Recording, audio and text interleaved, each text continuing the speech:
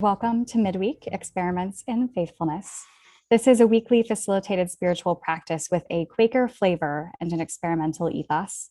My name is Jen Higgins Newman, and I'm the program manager here at Beacon Hill Friends House, where I live and work. The Friends House is a Quaker center for learning and action and a residential community of about 20 people who live according to Quaker values of faith, simplicity, integrity, community, and social responsibility. And tonight we have Hazel Monae with the practice Sound of the Genuine, Howard Thurman as a spiritual teacher. So are you ready to let the sound of the genuine flow through you? Ready to cultivate practices that tune you to your authentic self?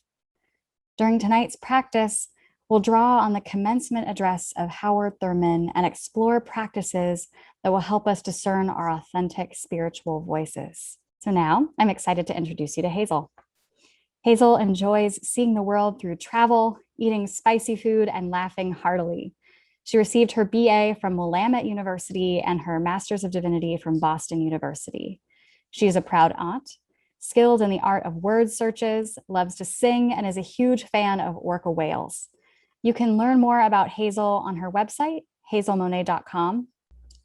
So again, welcome. We're happy that you've joined us, and Hazel, it is all yours. Well, thanks so much, Jen. It's good to be here with all of you on this lovely Wednesday.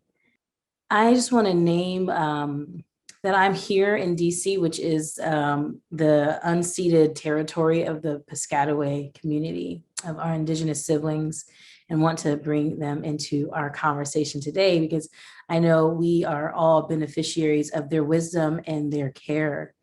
And so I wanted to name that.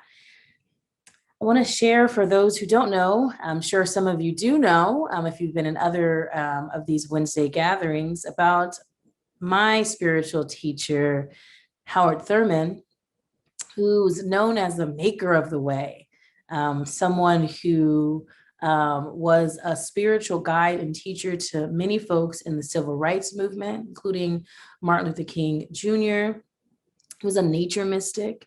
You'd often find him sitting under trees writing. And I'll say one of the greatest things that I got to do in my time at Boston University was to be the graduate assistant for Dr. Walter Fluker, who was the chair of the Howard Thurman Papers Project. And one of my tasks was to move all of those files to the archives. So I had the privilege of holding the napkin where, Howard Thurman's at dinner. It's like, I have a really good idea about the sound of the genuine. Let me write it down. And that I got to touch these things. And so I feel so grateful to continue to learn from Howard Thurman and to share him in all the spaces I go. I want to name before we get started, and we'll hear a little bit from Howard Thurman himself in the form of opening meditation and then in the commencement, that Howard Thurman uses masculine pronouns when describing humanity. And I have, in my time interacting with him, sort of accepted that as his way. He was around in the 50s and 60s and 70s, so we weren't quite there with the pronouns and all of the things, but really invite you as you need, as I often do, expand however you need to be present to his very, very masculine phrases. So and there's nothing wrong with that. The theme of today is there is something in every one of you that waits, listens for the sound of the genuine in yourself. And our hope in this time is that you'll just get space to think about your voice, your authentic spiritual voice. So I want to start with about a 3-minute audio clip of Howard Thurman. He's here introducing one of his core pieces around who are you really, what do you want? And we'll start with this because he's got some really stirring commentary right up front that really connects to this conversation of the sound of the genuine. Who is your voice? What is your voice? And so I'm going to share my audio. And any moment now, it'll somewhere come around. There we go. And I just invite you, as you feel comfortable, just to relax. You know, Thurman has such a soothing voice. And so sometimes I can just like get in this meditative state. And so I just invite you, however you need to be comfortable for the next 3 or so minutes, and listen to what Howard Thurman is saying to us today. I want to reach back to the meditation of 2 weeks ago when I raised certain very important questions and read as a background for the second question in our consideration, this meditation from the inward journey. In thy presence we become aware of many divisions within the inner circle of the self. When we enter into communion with thee, we are never sure of the voice that speaks within us.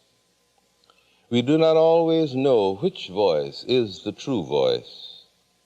Sometimes it is the clear call of the heart, remembering an unfulfilled hunger from other days. Sometimes it is but an echo of some failing impulse to good, which we had pushed aside that a private end may triumph even in the face of the distinct call of truth. Often it is the muttering of needs that do not shape themselves in words because they are one with all the ebb and flow of every passing day. At times, the voice is like a clarion rising above all conflicts and confusions, so uttering the need for courage to stand against some evil, to witness for the good where the cost is high and the penalty great. Sometimes the voice is muted, sometimes telling us of hopes unrealized and dreams that will not rest until they incarnate themselves in us. All the while we pull back, but they will not let us go. In the midst of all the sounds rising above all the mingled words, there is a strange voice, but not quite a stranger. A man recognizes it. It seems to come from every part of him, but cannot rest itself on any point of sound. He waits, he listens. When all is still, he listens now at a deeper level of silence.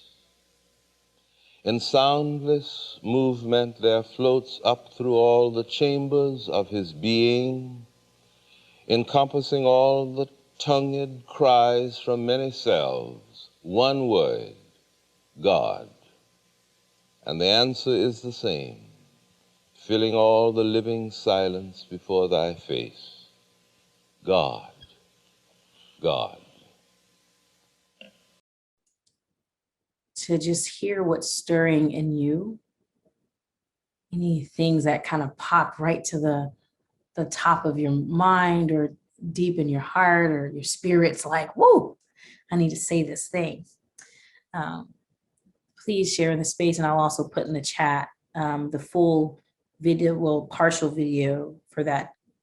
I had the great fortune of spending some time at the Society of St. John the Evangelist at an Episcopal monastery in Cambridge, Massachusetts. And one of the brothers there, Brother David Reierhoff, talked about prayer and listening for our voice and the voice of God. And he talked about a story when he was a young person who was a musician, and he played the clarinet. And he said, you know, my teacher would often come into class, and she would play a tape, and it would just be the clarinet. And I would listen over and over and over again, familiarizing myself with that sound. And then little by little, as the weeks went on, she would play a tape that had a clarinet and other instruments. And my job was to find my sound. And over time, I got to an orchestra. And when the orchestra was playing, I could still say, there's the clarinet. And that he said that was prayer. Being able to spend enough time familiarizing yourself with your voice, with God's voice, and when God responds. And two, still listening. even when there's an orchestra. So I really feel that in what Howard Thurman has shared and what Brother David Ryerhoff has said around what does it mean to find the authentic voice and our genuine voice.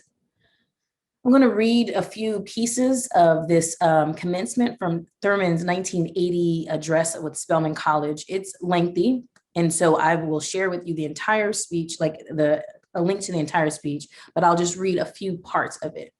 I highly recommend reading the commencement speech in its entirety, or even if you're listening to it, it's really quite beautiful to hear him speak, but you could find it there.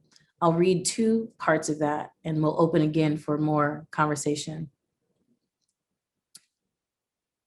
Thurman says, "There is in you something that waits and listens for the sound of the genuine in yourself.